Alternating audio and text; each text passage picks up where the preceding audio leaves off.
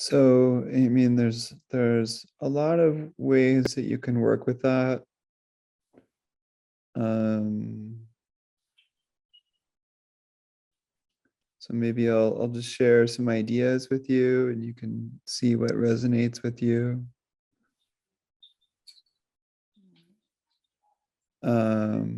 And other people may have some ideas on what's worked for them as well, if you're open to it. But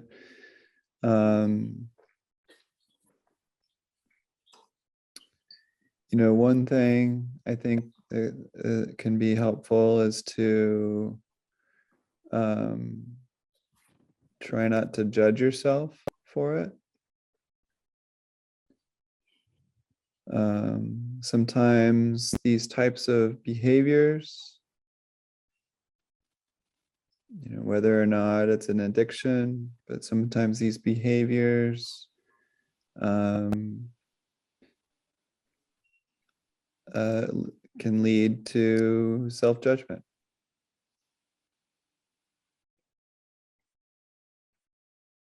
Or a sense of shame. And so one invitation would be to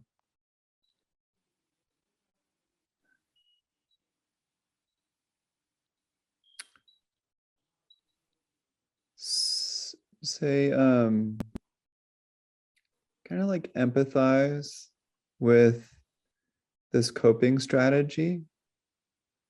So yeah, like eating in the afternoons has helped me in certain ways. I've been doing this since I was 10 years old, 20 years old, whenever it was, as a way to help me cope with some sense of pain. It makes sense that I've been doing this to help me get through some difficulties in my life that are difficult for me to be with or to resolve. And I get it. It makes sense.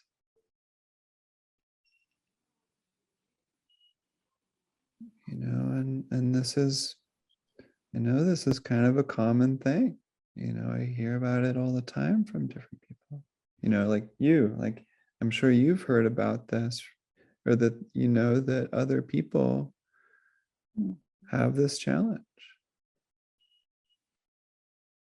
I've personally gone through that type of challenge before too.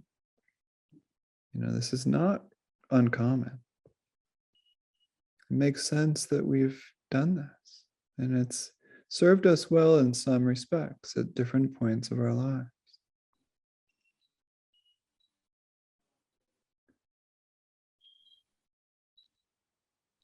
And it's not like a bad thing. It doesn't mean I'm a bad person.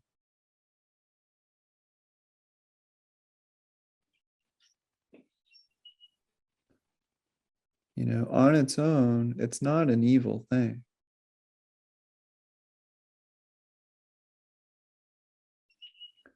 So can we open to this experience of it with, sense of care, as if we would treat a dear friend going through this? Can we open to ourselves with a level of care, empathy, and kind of listening, like, yeah, like there's something deeper here. It's not just that this food is tasty. There's something deeper.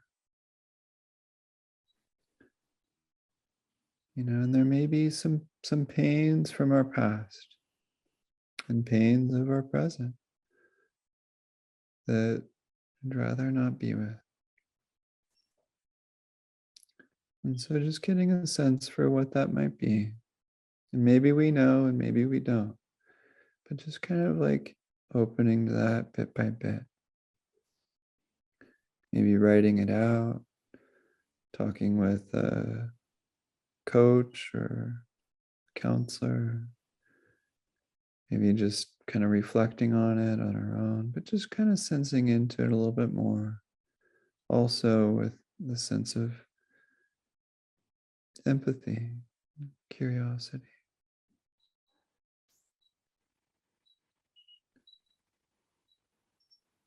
And shame may arise. So can I care for myself just as a person, not a bad person? Many things I love about myself. I have intentions to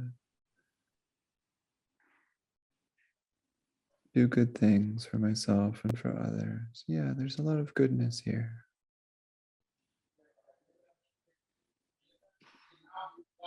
So softening judgments of the behavior, getting a sense for the layers behind it. That anxiety in the afternoons may be building. And so, practicing curiosity for how that anxiety might feel in the afternoon, like in the body.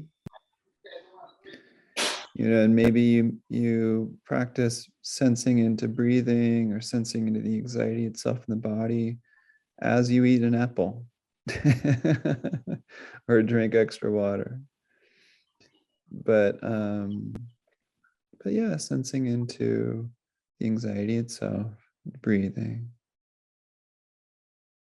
Maybe you do a self-care walk where you just kind of like kiss the ground with your feet as you walk around the block or whatever in the afternoons, just to kind of help reset your energy or your intention or your amount of presence. But yeah, breathing, sensing into the anxiety without judging it. Like, oh yeah, there's this anxiety here. I feel it. Hi, anxiety. You're here. Yes, how is this showing up right now in the body? And it's like, yeah, okay, like I still want to eat. Okay, well, what if I did eat and indulge with the same level of curiosity, with the same level of care? And I actually just, bring that presence to the eating. I'm not judging the eating to be bad, still doing it, but just bringing more curiosity to like, oh, how present am I with this actual food versus, the story around how I think or feel while eating it. For me as a kid, I would love Taco Bell. And so now when I get super stressed, I get this craving for Taco Bell. And but I notice that when I'm stressed eating Taco Bell, I'll usually kind of like put myself in the past in a way. I know this is a benign example. I'm not trying to compare it, but what happens while I'm eating it? Where do I go? Like, why has this been such an effective coping mechanism for me? There must be something around this that I keep returning to. What is that? What is that experience like when I'm eating?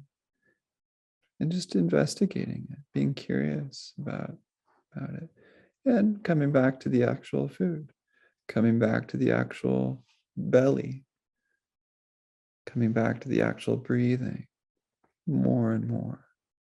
So that we're like, over time, we still may be doing the behavior, but we're kind of unraveling that lock that has us a little bit by bit, by just being more present for it. We're kind of softening that lock on our behavior by just kind of softening it bit by bit. Maybe it's chew by chew, maybe it's day by day, but we're just kind of softly unraveling it with our presence of really tuning into the taste, the sensations, what's happening in the body, where my head goes, what the story is about. Yeah, like I've used this to cope for a while. And what other ways can I also cope with? Like, how else can I cope with this too? And maybe I choose eating sometimes, but maybe I also do these other things too to cope with the source of the pain, the source of the disconnection with what you really value, how you really feel, who you really are, what you really want, and maybe finding alternative foods. Phase one, same food that I'm eating now, but more awareness. Phase two, I don't know, a healthier version of what you're eating. Phase three, rice cakes. I don't know. But like just finding like creative ways to like still give yourself allowance, but just kind of phasing out can help sometimes too.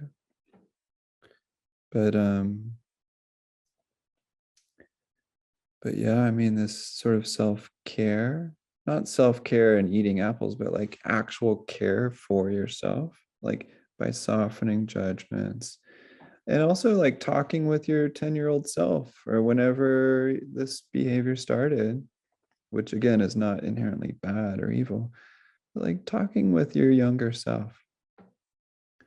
Yeah, you know, tell me about why you turned to food in the afternoon. What was that about?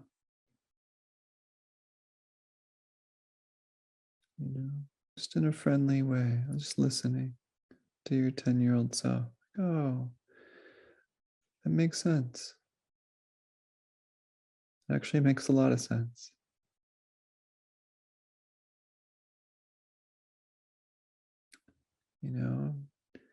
Maybe there's a lot of tears.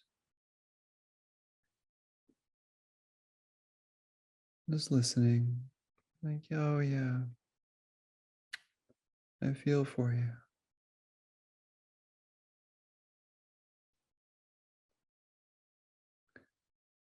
And the more we empathize, more this level of just natural care might arise. And that can lead to forgiveness. Yeah,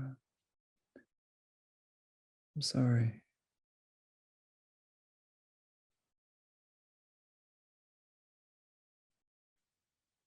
Or please forgive me.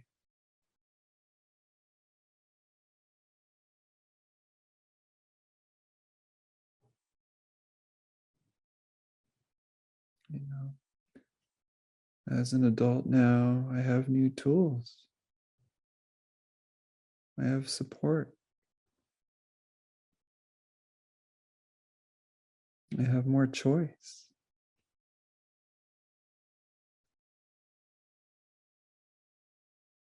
I can do this.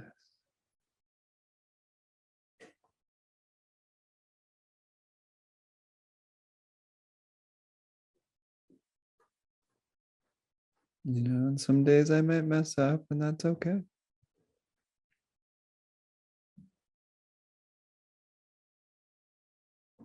But I'm going to bring this